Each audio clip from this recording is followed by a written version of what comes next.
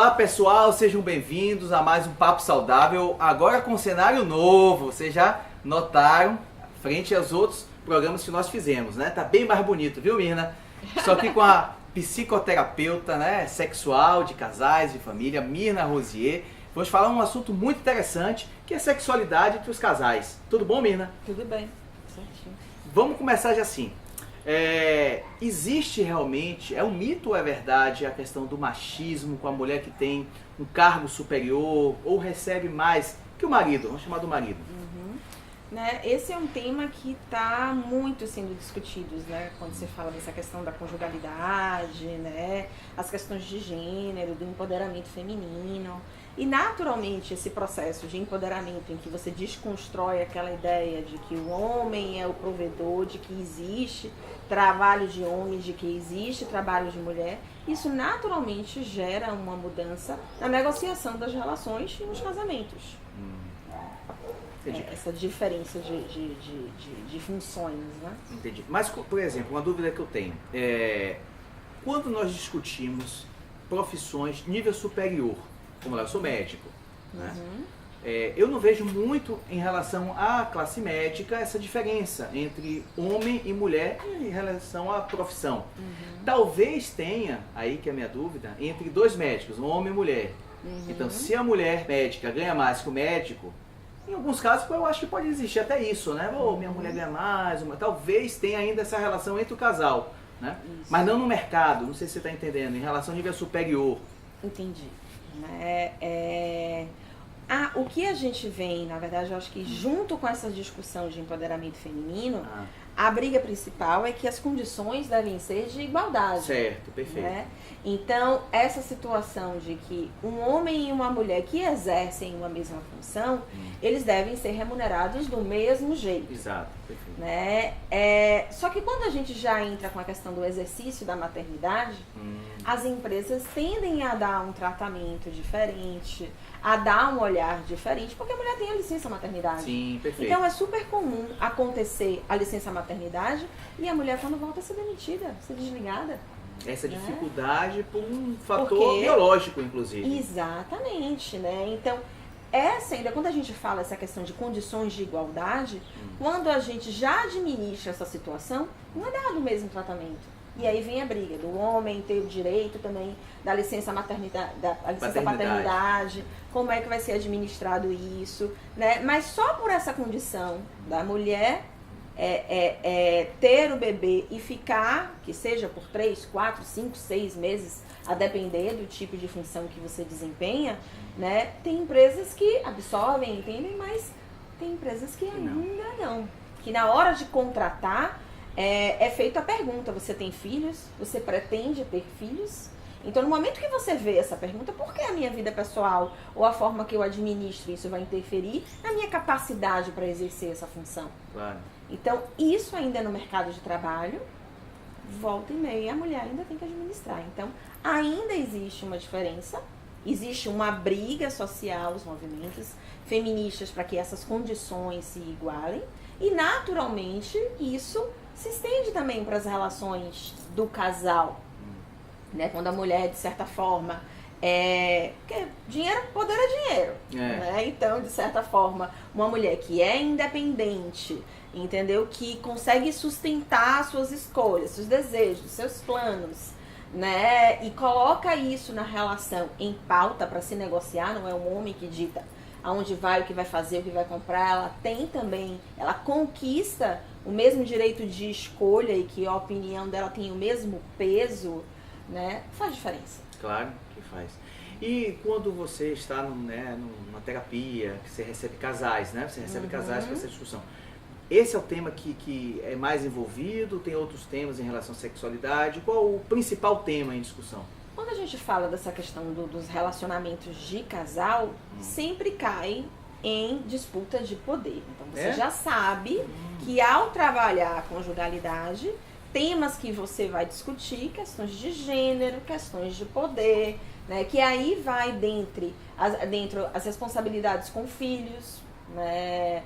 As acusações de que Você faz demais, você faz de menos, você participa demais, você participa de menos. E toda essa questão de equilíbrio, de responsabilidades, de expectativa, envolve gênero e empoderamento, né? Então, além das dificuldades de comunicação, eu quis dizer isso, você entendeu isso, Tá. né? Então, normalmente acaba perpassando por essas discussões de como as regras do relacionamento são negociadas e administradas, né?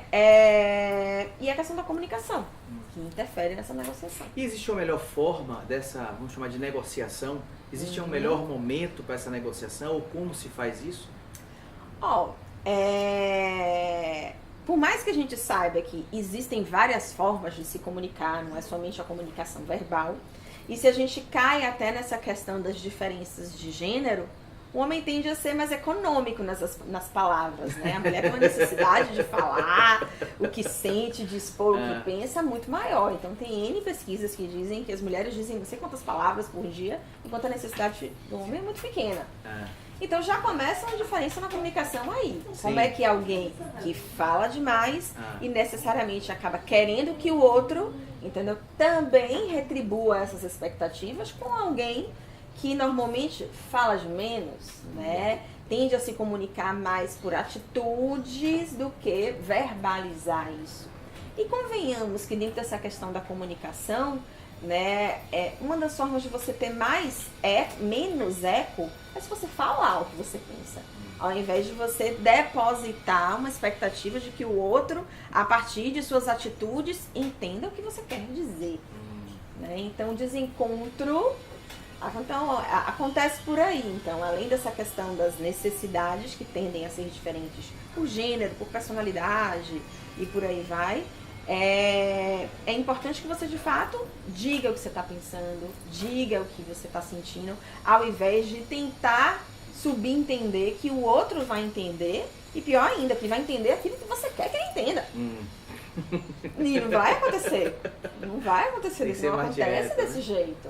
Exatamente. E você acha que a mulher que tem, você coloca atitude, né, que tem seu padrão de vida, né, bem definido, ela assusta o homem, não assusta? Ainda existe esse mito? É mito, é verdade?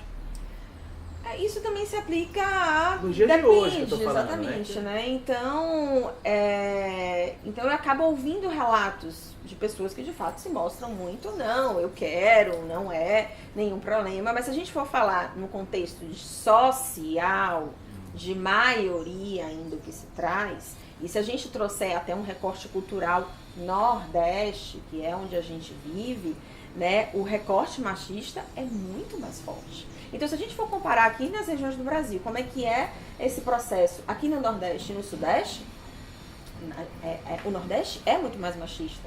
Então, essas discussões que envolvem, né, algum nível de constrangimento do homem por a mulher ganhar mais ou pela mulher, entendeu, se mostrar segura do que ela quer e isso de alguma forma fazer com que ele se afaste ou ele continue fazendo as escolhas, né, da mulher, né, usando os termos da mulher, que historicamente foi construída por muito tempo, do lar, mãe de família e por aí vai, acaba de alguma forma sendo muito mais presente no local que a gente vive. E você acha assim, em relação a homem e mulher, a liberdade sexual, né, é mais favorável à mulher ou ao homem? Ainda existe esse preconceito? A sexualidade continua sendo mais favorável ao homem. A mulher entende mais, o homem que é mais aberto. Né? Então, até mesmo em consultório... Eu sou ciumento.